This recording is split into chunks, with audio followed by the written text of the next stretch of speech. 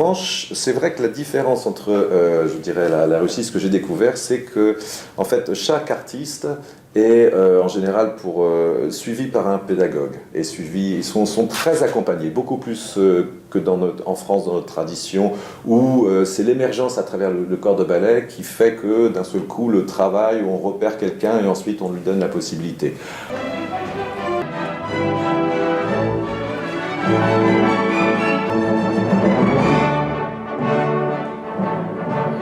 Et la danse, c'est une écriture, c'est comme la calligraphie, et on peut sans cesse la travailler, l'affiner, la développer, la rendre plus majestueuse. Il y a toujours de ce côté-là des choses qu'on peut faire, donc on ne cesse jamais de pouvoir perfectionner quelque chose.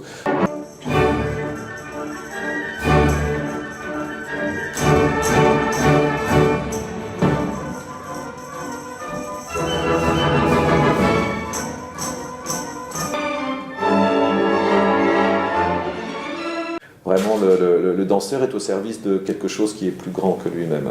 Et c'est ce qui fait la beauté de notre quête, quoi. C'est-à-dire qu'on est au service de quelque chose, c'est l'art, quoi. Donc en tant qu'humain, on essaie de tendre vers ça. C'est cet élan qui est magnifique. C'est ça qu'il faut travailler. Et tant que vous avez une dynamique, un élan et quelque chose, à ce moment-là, je pense que tout fonctionne.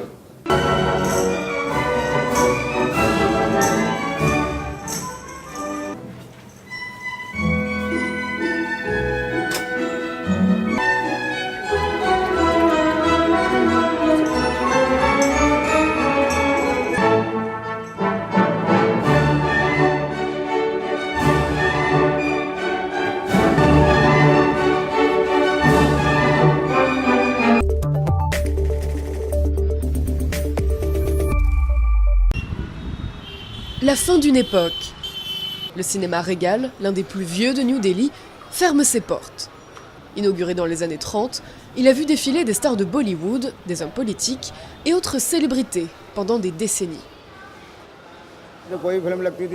Avant, peu importe le film, le cinéma était toujours plein. Il y avait de longues queues dehors, tout le long de la rue. Les gens venaient dès 4 heures du matin pour être sûrs d'avoir un billet pour la première séance. Mais l'arrivée des centres commerciaux à Delhi avec leur cinéma géant a été un premier coup dur pour le Regal dans les années 90. C'est d'ailleurs l'objectif ici aussi, tout raser et construire un multiplex. Une option radicale, mais qui répond aussi à des inquiétudes sur la sécurité du bâtiment. La qualité de la maintenance s'est dégradée. Personne n'y a fait assez attention. Si quelqu'un s'en était occupé, on ne serait pas dans la situation dans laquelle on est aujourd'hui. Pour les salariés aussi, la dernière séance approche. C'est un peu comme perdre un membre de sa famille. Mais bon, les propriétaires doivent savoir ce qu'ils font. Clap de fin donc pour le Regal, après plus de 80 ans, passé à divertir des générations de fans de cinéma indien.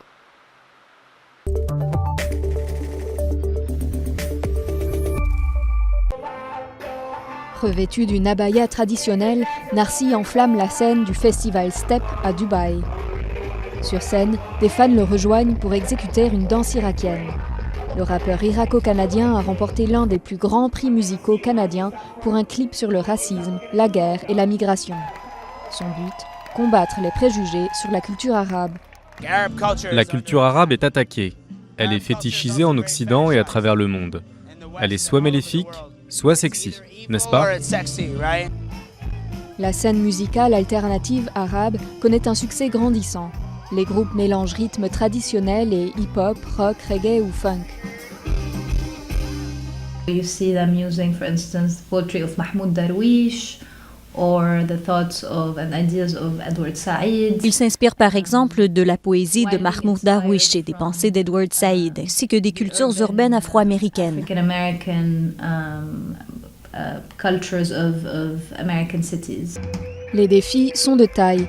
À l'étranger, ces groupes sont confrontés au racisme et à l'islamophobie. Dans le monde arabe, les paroles qui abordent des thèmes comme l'orientation sexuelle sont parfois censurées. On rencontre parfois une certaine opposition à cause des thèmes que nous abordons et des personnes ou des communautés auxquelles nous aimons être associés. Je suppose que parfois, ça peut être un peu intimidant pour les gouvernements. Mais avec des fans de plus en plus nombreux et une présence toujours plus forte sur les scènes du monde entier, la musique alternative arabe n'est pas prête de s'éteindre.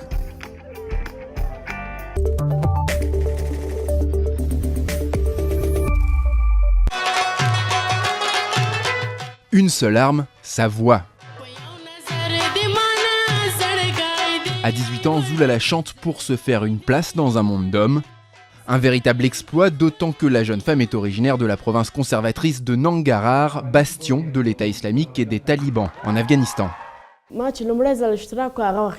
Au départ, quand j'ai participé à l'émission, j'avais peur. Mais après, quand j'ai vu le soutien du public, j'ai oublié ma peur et je me suis dit que je pouvais le faire.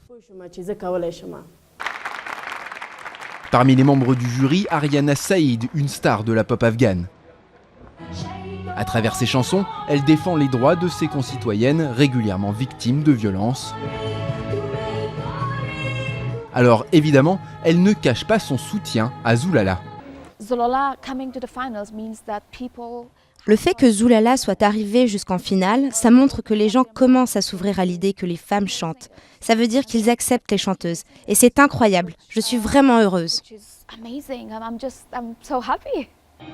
En 2005, 4 ans seulement après la chute du régime taliban, la chaîne de télévision Tolo TV fait le pari audacieux de lancer Afghan Star. Malgré les critiques des chefs religieux, l'émission se tient devant des centaines d'invités. Mais en 2016, Tolo perd 7 de ses employés dans un attentat des talibans. Depuis, l'émission est enregistrée sous protection armée avec un public limité. Chez Tolo TV, on essaye en permanence d'aider les gens à se développer, à faire entendre leur voix et aussi les divertir. Parce que nous sommes la seule source de divertissement dans ce pays. Cette année, plus d'une vingtaine de femmes ont tenté leur chance, contre seulement 1 ou 2 quand l'émission a été lancée. Sous les projecteurs, le changement est en marche et Zoulala en est le visage et la voix.